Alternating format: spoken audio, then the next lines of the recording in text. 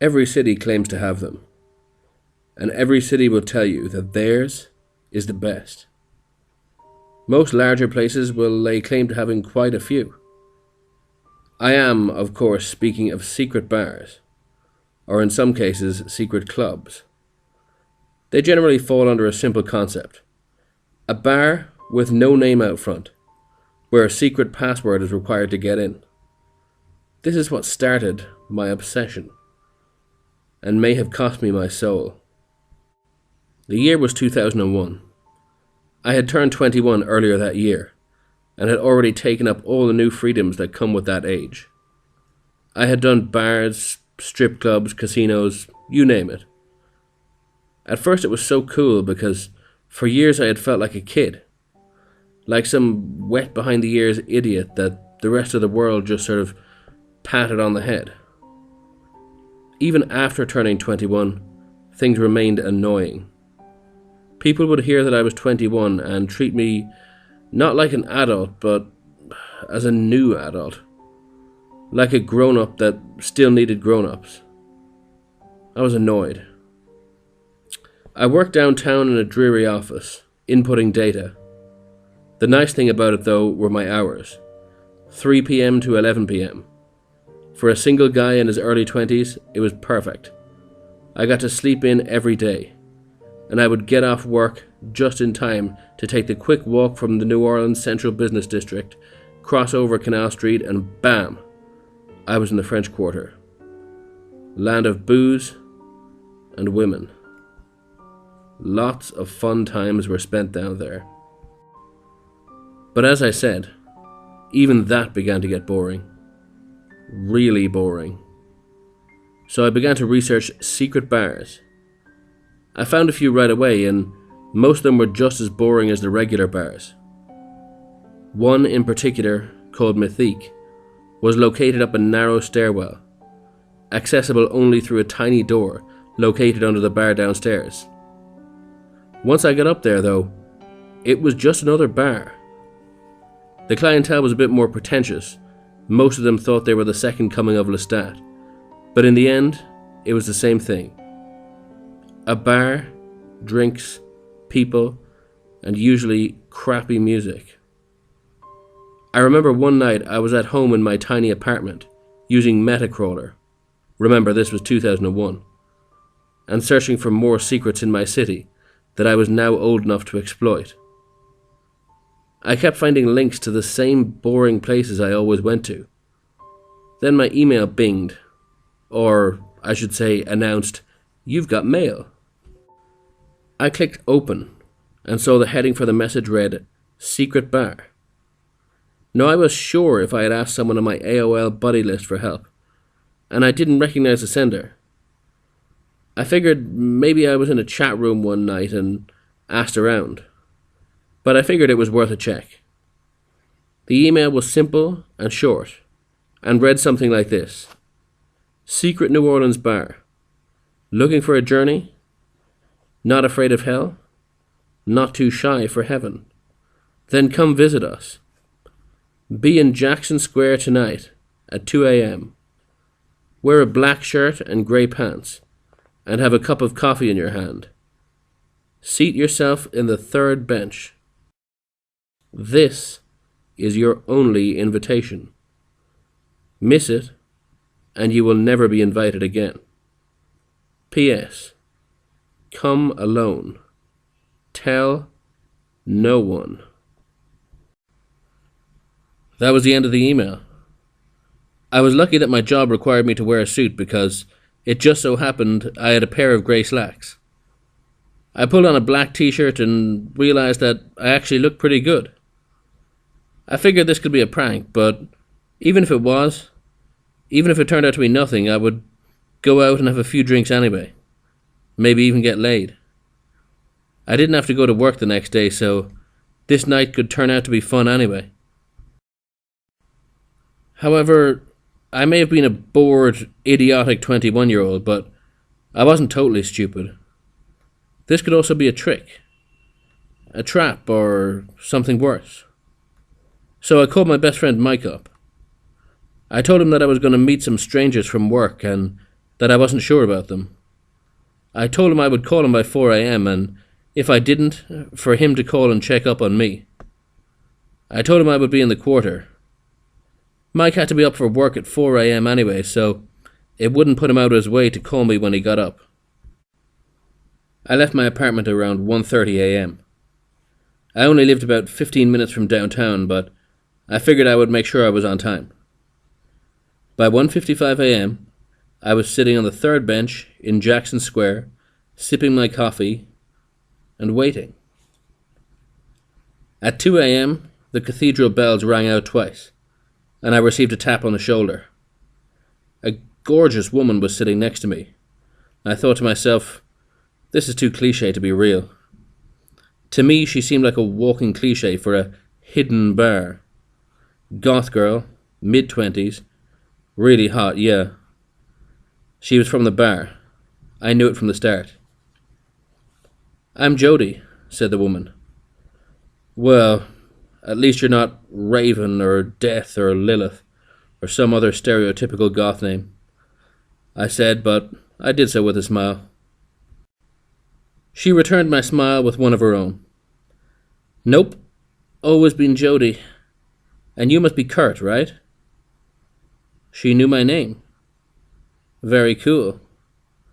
Of course, my name was on my AOL profile where the email was sent, so if this was her attempt at a cool trick, I was one step ahead. "Yes, Kurt, that's me. I guess you're here to show me to the secret bar," I said. "Only if you're ready to journey to hell. Or heaven. Depending on your tastes.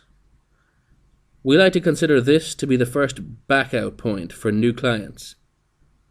You can decline the invitation now and go home, or to some other bar, or wherever you'd like. Only be warned that no other invitation will ever come to you again." I considered this and decided that it was already after 2 a.m. I was out, dressed, and full of coffee. I wanted to see this place. "Lead on, Miss Jody," I replied. She stood up and began to walk ahead of me, at a rapid pace, I might add. We walked in silence for some time, weaving deep into the quarter, past Bourbon Street, past all the loud, drunk tourists, past the warm and safe lights, the cop cars and the music from the bars. Before long, we were in the dark part of the quarter, mostly residential, and very few people were on the streets. She suddenly stopped and walked up to the stoop of a private residence. She fiddled with keys, opened the door, and gestured for me to enter. "Wait, is this someone's house?" I asked. "This is the house where the dead scream in silence, where the walls rot, where pain becomes pleasure, where pleasure becomes death. This is the house of Din, he who dwells on the Black Star. Enter." I thought this was the coolest pitch for a bar I had ever heard. I figured it was rehearsed, but she said that whole little phrase with a lot of conviction. I had no idea who Din was, and I certainly didn't know about Black Stars. But I did have a desire to push on. She walked me into the house, which was empty. No furniture, no nothing. Now, French Quarter real estate isn't cheap, so if this place was renting a house just to serve as the cover for a bar, they clearly took themselves seriously. This might not be so boring after all. What happened next was strange. She turned me towards a small hallway with an elevator. Now, I know that some houses back in the day had elevators. However, this one only appeared to go down. New Orleans isn't exactly known for having basements, especially in homes. As I went to step in, she stopped me once more. "This is your second back-out chance. Same as before. You can turn around and leave. No harm, no foul." "Push the button," I replied, pointing at the down button, and we stepped in. The elevator ride felt long, really long. At first I was thinking that this was impossible. No one builds down in this city. Hell, we even have to bury our dead above ground. As far as I could see, though, we were going down. This was one of those older elevators with just a metal grate door. I could see wood and metal going past us, and this eventually gave way to stone. I was about to question this when it occurred to me. "Cool trick," I said. "Trick?" Jody asked. "Yeah. The elevator is rumbling in place while a rolling graphic goes by outside, to look like we're going down, right? Because, while I'm no expert on elevators, I would say that we'd have to be at least 20 stories below the city right now, and I know that just isn't possible." "You're right," she replied, grinning. "We aren't 20 stories below the city. We are, by now, at least 2,000 stories below, if you're using stories as a measurement." I wanted to say something back about how that was a lie. It had to be a lie. We hadn't been riding that long, and that amount of depth wasn't possible on a tiny elevator like this. However, I figured this was all part of the act. Like her whole speech about the House of Din and all that crap. I didn't want to become too obnoxious or pushy. She might end up just asking me to leave, figuring I would ruin the scene for other patrons. Instead, I just smiled and decided to play along with a really cool and elaborate bar scene. Fake or not, this was by far the most ambitious effort I had ever seen put forward for a drinking establishment. Shortly after, the elevator stopped. Jody stepped in front of the doors, but before she opened them, she turned back to me. "This is your final chance to back out. If you wish, I will take you back. However, once I open these doors, you will be in hell. You may find your way back to the surface tonight, but some find that leaving is just impossible. Some stay forever. In the interest of free will and fair play, I am bound by the Council of Nod to offer you this final chance to return to your life. Choose now." "Amazing speech, Jody," I replied. "Really great. You guys clearly put some thought into this. Yes, I want to go to this bar." She smiled and opened the doors. A small door sat at the end of a wooden hallway that looked like it may have been built around the time of the pyramids. There were no lights. I could only see by the small electric light in the elevator, and the light coming from the door ahead. I walked forward, and as soon as I stepped off the elevator, the heat hit me. It wasn't so hot that I couldn't take it, but if anyone's ever experienced being in an attic on a really hot day with no ventilation, then you have an idea of how this felt. The air was thick beyond description. I was instantly covered in sweat, and I knew that if I stayed in this hallway for too long, I'd pass out. I turned to look back and saw the elevator already heading back up. From what I could see, there was no button to call it back down either. I guess Jody wasn't kidding when she said that was my last chance to back out. I crossed my fingers that the bar would be air-conditioned, and walked forward into the light. What happened over the next couple of hours is largely a blur. I'll tell it as best I can. I entered that bar.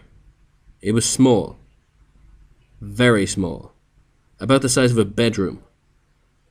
There was a single wooden bar with 3 bar stools pushed up to it, and 3 small tables in the corner area. The room was poorly lit, only a small light bulb hanging from the cord. However, it was well lit enough to see everything, and sitting right on the bulb seemed the most logical. There was a small shelf behind the bar.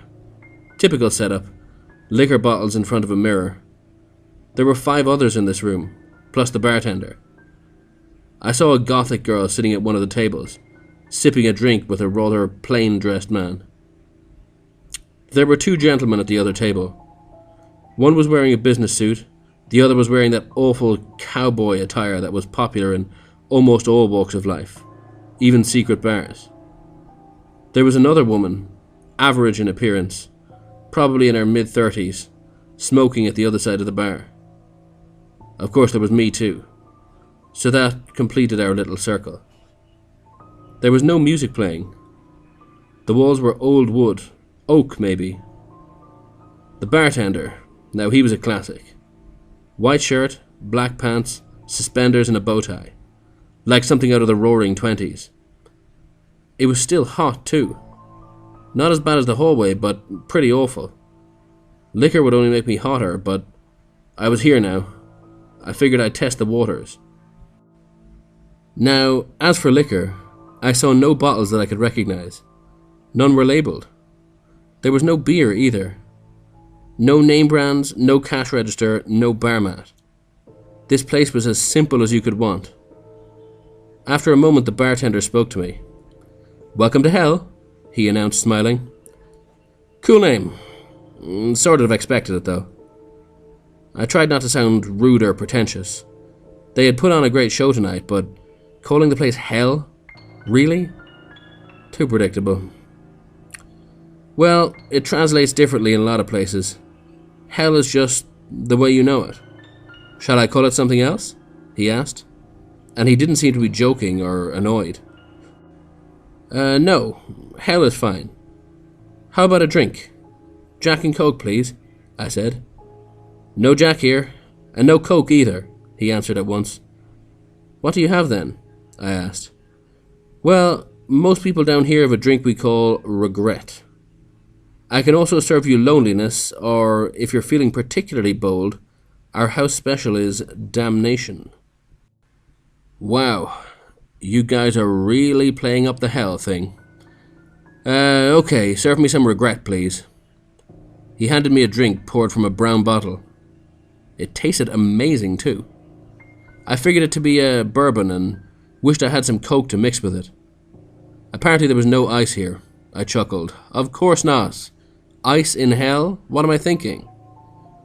The drink was tasty though, and the buzz hit me quick. I ordered up a loneliness and began to look around at my fellow patrons. None of them seemed to even notice me. The goth girl was cute though, so I picked up my drink and decided to walk over to her, when suddenly the woman sitting at the bar began to whimper.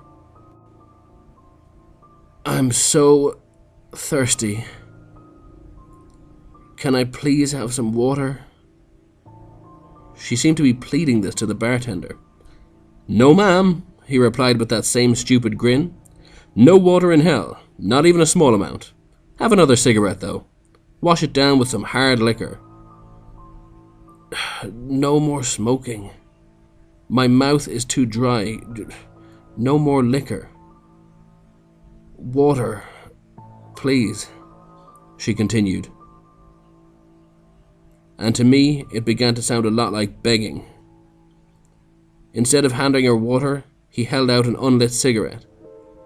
It was then that I noticed the overflowing ashtray, the size of a damn punch bowl, sitting next to her. It was full of butts. There had to be over 1,000 of them in there. Had she smoked them all herself? I strained my eyes and studied her harder. Her lips were blistered badly. She had been at it for a while. The bartender patiently held out the cigarette, grin never leaving his face, until she finally sighed and took it. He produced a lighter and she took a drag. She began to cough violently, gagging too. I decided to chime in. Hey man, she doesn't look so hot, and I really don't think she needs another smoke. She looks like she's dying of thirst too. Call the elevator, man. She's had enough, I think. The bartender turned his big smile on me. Who? Old Nancy here? Nah, Nancy's a trooper, man. Smokes a couple of packs a day. And as far as her thirst, well, she knew this place was a thirsty sort of dive before she walked in the door, but she wanted to be here. She is getting exactly what she wanted. I walked over to Nancy and placed my hand on her shoulder. Ma'am, if you want to get out of here, I'll walk you over to the elevator. You don't look so great right now. I tried to sound as concerned as a 21-year-old kid could sound. Nancy looked at me and smiled. Oh, I'm fine. Just fine. she said, but her mouth quivered as she spoke. The bartender was watching us like a hawk, still smiling, but his smile no longer looked so friendly. "Everything okay?" he asked, beaming like a used car salesman. Nancy shakily replied yes. The bartender turned around, and in that second, Nancy gripped my arm hard, pulled me into the smog that was her breath, and whispered, "Leave while you can," so low that I almost missed it. Her breath was like a chimney. She must have been chain-smoking for days. I smoked, and so do most of my friends. And even on nights when we would chain-smoke and pound booze until the sun rose, none of us were ever that toxic. I walked over to the man in the business suit. He at least appeared sane. "Hey, sir, I think that lady over there needs help," I said to him. The man looked at me and laughed. "We all need help, kid. We're in hell after all," he shouted. As he did this, I looked over at the goth girl, just in time to see her begin to cut herself. Deep and hard from the looks of it. The plain-dressed man sitting next to her began to laugh, in a high-pitched tone, almost a giggle. And that was when I noticed that he was masturbating. Only not in the normal sense, no. His penis was raw, bloody, torn away in places, but he just kept going at it. "Stop that! Look at what you're doing to yourself," I screamed at them. They looked at me, and I noticed that the girl was crying, but also smiling. Her eyes were practically begging for her self-inflicted pain to stop. Yet she just kept cutting. I had seen enough. I reached over and attempted to pull the knife out of her hand. Just then, I felt a strong grip on my shoulder, stronger than anything I had ever felt in my life. It was the bartender. He had come around the bar to grab me. "No, no, sir," he screamed into my ear. "Every patron of hell gets to enjoy their treats without judgment. After all, judgment has already been passed. We exist beyond that now. Let her cut. She loves it, after all. Can't you see she loves it? She's smiling ear to ear." The bartender dragged me back to my stool, and with great speed was somehow back behind the bar again. "Now, you wanted secrets, right, Kurt? You were bored and wanted more. That is what you came for. Now drink your drink before I beat your fucking face in." Through all of this, he never stopped smiling. He slammed a glass before me. A murky liquid was inside. He grabbed my arm and began to squeeze. The pain became unbearable. My mind began to race. This was no bar. This was something, but not a bar. I wasn't ready to believe I was actually in hell, but I knew I was somewhere bad. "Drink your drink, sir!" he screamed again, and fearing that I would pass out from the pain, I slammed down the liquid in front of me. It tasted horrible. I couldn't describe it then, and I can't now, but it was fierce. He let go of me, and suddenly the room got much hotter. The light began to flicker, and suddenly I was afflicted by knowledge. Things I didn't want to know. Things that no one would want to know. My mother had had an affair. And the man I had grown up calling Dad was, in fact, not my father at all. I had a brother who died. I never knew that. My boss at work hated me. My grandfather committed suicide. All these years I just thought he died naturally. My mother was going to abort me, but changed her mind because she couldn't afford the abortion. I was going to die alone. My wife, a woman I would meet in 6 years and fall madly in love with, would die in a car crash with my 3-year-old son in the back seat. There was nothing I could do to change this. I would go blind in my 60s from a work-related accident. There were currently 34 people in the world right now, some of whom I thought of as friends, who wanted me to die. They hated me.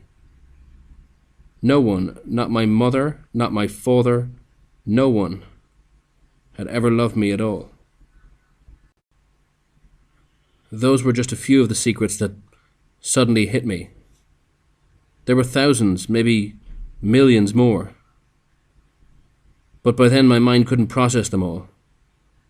There were some things about me, things about people I knew that were so dark that I'm thankful that I can't remember them. Because to dwell on them for even a second longer would have brought on madness. Frantically, I looked around the bar. The woman Nancy was still smoking, only her throat was on fire. A small red glow, smouldering right in the middle of her throat. She was clearly in the worst pain of her existence, but she continued to take puff after puff on her cigarette. Each time she did, the glow on her throat would get brighter. I looked straight ahead into the mirror behind the bar, seeing the gore fest that had begun behind me. However, what took my attention was the small black figure standing directly to my right. It was maybe 5 feet tall. Its skin was jet black. The only thing that stood out was its eyes. They were human eyes, but bright. Not glowing, just bright enough to stand out from the onyx of its face. It had small horns on its head. It had very white, very sharp teeth. Somehow, I knew this was Din, and I was in his house. I looked towards the door, but it was gone. The heat continued to get worse. The secrets were still popping into my mind, each worse than the one before. Entire dimensions of my soul were being revealed to me, all of it horrible. Just then, my cell phone rang. The ringtone, something from my world, something from up above. It grabbed my attention, and in that moment, the secrets slowed down a bit. I looked down. It was 4 a.m. Mike! Mike was calling to check up on me. His name, Mike, yes. I have a friend named Mike. My best friend. The more I focused on things that were real, the more stable things became around me. The secrets were almost stopping now. The macabre scene around me was slowing down too. Nancy was back to just smoking again. The goth girl wasn't cutting. That sinister face of Din, it had also retreated just a bit. Mike, my oldest friend, yes. We grew up together. We rode our bikes together. We had sleepovers, pizza parties, and the more I focused on the real world, if I could just... The door was back. I bolted for it. "Stop! You had your chance to back out!" screamed the bartender, and I looked back just in time to see him leap over the bar behind me. I shot through the doors and back into the tiny, impossibly hot hallway. The bartender burst through the doors, and I did the only thing I could think of. If thinking about the real world weakened this place, then perhaps a real link to the real world would break it. I hit answer on my cell phone, and the voice of my best friend, who was calling from the safety of his apartment, greeted my ears. I could even hear music in the background. Real music. "Mike, call the cops. I'm in real trouble here," I screamed into the phone. "What? I can barely hear you, man. Your connection sucks," he answered. The bartender was still coming, still grinning. I had one last idea. I pushed speaker. Mike's voice, a product of the living world, owned by someone who had not made a deal to enter some level of hell, flooded the hallway. The bartender stopped. "He is not allowed to know of this place, to have contact without being invited, even voice contact. It violates the Council of Nod." That was when the final blow to the bar from hell was delivered. I heard Mike in his sleepy yet concerned voice say, "What is the Council of Nod?" Contact had been made. Whatever rules governed this place had been broken. Suddenly, the elevator came down. The bartender, still smiling, looked down at me. "Sorry, sir, but you have violated the rules. You are no longer welcome at this bar. Please leave." Jody was standing in the elevator. I stood up and climbed in. The effects of the drink I consumed were gone. No more secrets. My phone had died. I guess calling from hell drains a battery. However, the effects were enough. We rode up in silence. When we reached the surface, Jody walked me out of the house, onto the stoop. Then she spoke. "You may think you won tonight, but you didn't. You had a chance to ride this elevator up as well as down. Your heart wanted secrets instead of happiness, though, so it went down. You could have gone up, and everything you could ever have possibly desired would have been yours. So go on. Feel proud. We like proud mortals, because the proud ones always find their way back to hell. Fuck you, Jody, I replied, but did so as I was walking away. I didn't want to tempt these people any more than I had already. When I got home that night, I remembered almost all of the secrets. Over the years they've slipped away. Slowly at first, then, like a dream, I would wake up and more would be lost. I wrote down the ones that I listed here because I didn't want to forget them all. However, when I read them now, they don't seem like secrets anymore, just like weird lies. Of course, I called the police the very next day. I wanted to help those people down there. I had to dress up the story a bit. I told the cops that I was led there by Jody after meeting her on the quarter. I left out the part about the place possibly being a level of hell and simply described it as a basement where people were being tortured. The cops got a warrant and went in. The house was empty, as I said it was. However, there was no elevator found. The cops said there was a large closet area that appears to have had an old elevator at one time, but it was long gone now. The house itself was still on the market. It had no owner. For a few years, I would go down to Jackson Square around 2 a.m., hoping to catch Jody luring another victim into the house. However, I never saw her again. Years went on. I did marry, and no, my wife was never killed in a car accident. We don't have kids yet, though. Perhaps when I violated the contract, the Council of Nod or whatever, I somehow broke that cycle. I'll never know, but I will be careful. After I posted this, I burned the list of secrets that I had written down. Of course, I could always read them on here, but I won't. And in time, hopefully, I'll forget them too. I never confronted my mother about the abortion plan, or asked who my real dad was. Those secrets seemed so real. But Satan is also called the father of lies for a reason. I'm not sure if Din is Satan, or just a lesser version of him, but I doubt that Din is a very honest sort either. I post this as a warning, though. A warning to be careful when seeking out secrets. Some things are kept secret for a reason, and to know them is to know madness.